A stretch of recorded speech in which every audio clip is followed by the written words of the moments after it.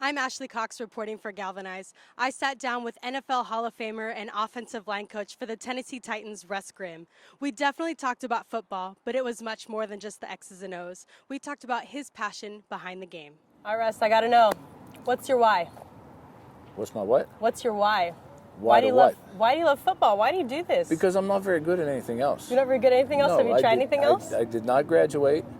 I attended Okay. University of Pittsburgh. I did not graduate. My mother, up until her passing last year, she still every year says you should think about going back and get your degree. Wow. And I said, Mom, I'm 56 last year. I'm 57 now. I mean, what am I going to do with a degree? But football's been good for me, and I don't think I'd ever be an office guy.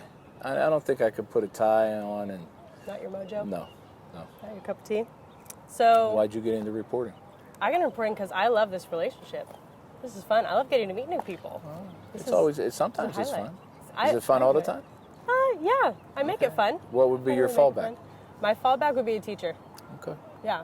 There you go. But why did you fall in love with football? I was good at it. I enjoyed it. And it was something that started in high school. You grew up in Western PA is a big football on Friday nights.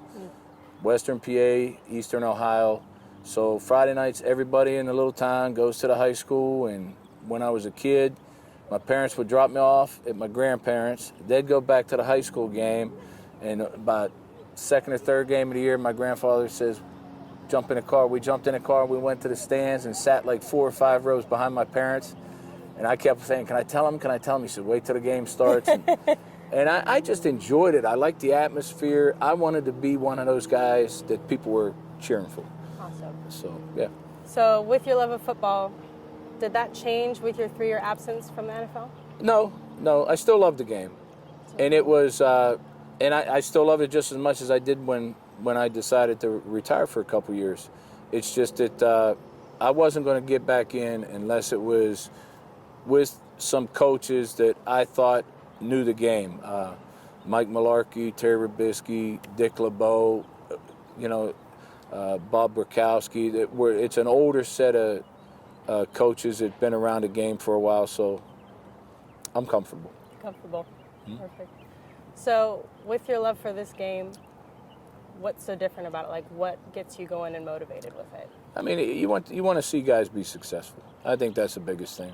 And it's not so much, I love the wins and the losses, but you like to see how some of these guys mature, how they come in, they play a year or two, they're going to get married, how do they set their life up, things like that. And if you can, there was a lot of coaches that I had that were part of that, and I always said that I want to be a coach that's just not X's and O's.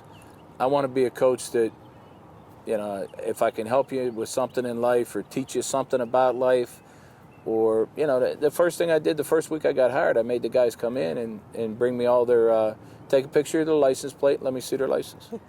And they all looked at me like I was nuts. And I said, because I want all this stuff taken care of this time of year. Yeah. So when the season rolls around, you don't have to be there and all of a sudden, I got to get to the DMV and then I can't get there, and the next thing you know, you get pulled over for an expired tag, and that leads to one other thing and another thing, and who knows. Just eliminate problems before they creep up. I got one last question for you. That's it? One last one. I know. We still got time. So I'm not going anywhere. You're not going anywhere? Well, I could stay here for a long time. Okay, shoot. So as a father and a coach, what advice would you give to somebody who's just starting a journey in a career that they love? It's tougher than you think it is, but the rewards are better than you expect they are. That's the biggest thing. It's not, I never played the game because of money. I just wanted to be a world champ. You never coach just for money. Yeah. Because, I don't need the money. How much money do you need? I tell people all the time, I get $40 a day, I can stop and, grab a sandwich and a couple beers and I'm good to go. So, it depends what you want in life. Some people want to look at the bank account. Some people want to see their picture on the news or in a paper every day. And I'm just a little bit more of, I want to be successful. I want to make sure my kids are successful, that I have some stuff for the kids when I'm gone, and rest of it, let's enjoy. Awesome. Russ, it's been a pleasure. Yep, Thank you for pleasure. your time. You got it.